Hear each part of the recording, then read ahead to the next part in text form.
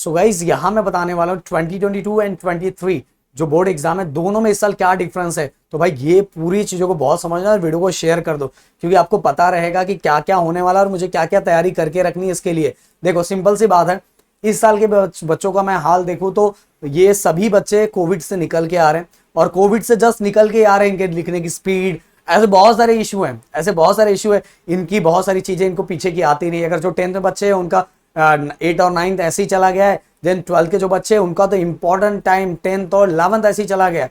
तो इनको भी बहुत सारी चीजों को लेके इशू है, क्योंकि ये डायरी की कोई सुपरमैन नहीं है, कोई शक्तिमान नहीं कि डायरी की ठीक हो जाएगा। तो भाई आपको मैं पहले ये चीजें समझा देता हूँ कि इस बार ये चेंज है, अपने आप को भी खुद को बदलना, चेंज करना, और अगर नहीं कर रहे हो तो बोर्ड एग्जाम में आपको प्रॉब्लम होना स्टार्ट हो जाएगा। तो क्या क्या चीजें देखो, सबसे पहले अगर मैं बताऊं यहाँ, तो आपको कोई इस बार कोई एक्स्ट्रा टाइम जो है नहीं है, कोई एक्स्ट्रा टाइम नहीं। कि बोर्ड एग्जाम देने वाले पिछले साल के बच्चों को था, क्योंकि उनके साथ लोगों का इमोशन बहुत ज्यादा जुड़ चुका था कि भाई ये वो बच्चे इस साल वो मतलब कोविड में थे, कोविड के कारण उनकी स्टडी नहीं हुई, ये नहीं हो वो नहीं हुई। और सही बात ये आप भी जानते हो, जितना हमारे घर पे पढ़ के स्टडी हो जाती है ना, जितनी घर पे पढ़ के स्टडी हो जाती है उतना कहाँ नहीं जाके होती आपको पता है।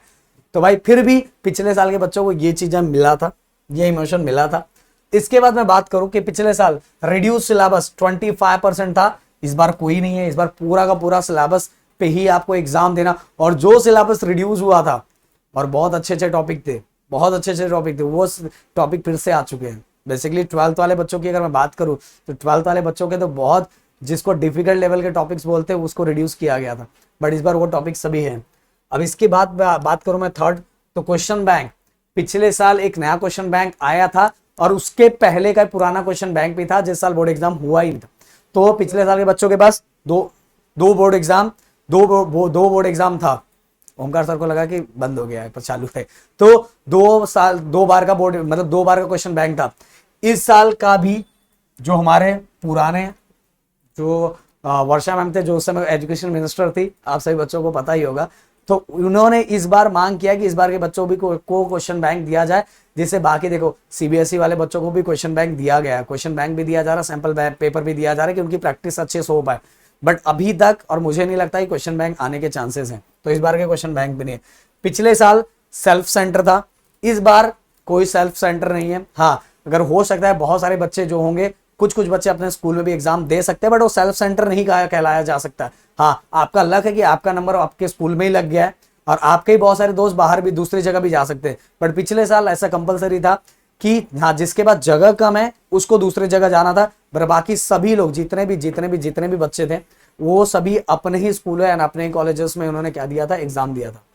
अब इसकी बात मैं बात करूं कि पिछले साल कोई भी अटेंडेंस कंपलसरी नहीं था, और ये अटेंडेंस कंपलसरी नहीं होने के कारण क्या हुआ था कि बच्चों को जो इनके इंटरनल में थोड़ा बहुत सपोर्ट मिला था, ये बात जानते होंगे वो बच्चे। देन इसके बाद यहाँ कंपलसरी अटेंडेंस है इस बार। देन इसके बाद सेकेंड चांस ऑफ एग्जाम। पिछले साल के बच्चों को जैसे कि अगर आप एग्जाम नहीं देना चाहते तो विद इन 1 मंथ के बाद आपका एक एग्जाम और है, या तो ये एग्जाम देना चाहते हो इसके बाद भी 1 महीने के बाद भी देना चाहते हो, वो भी चलेगा।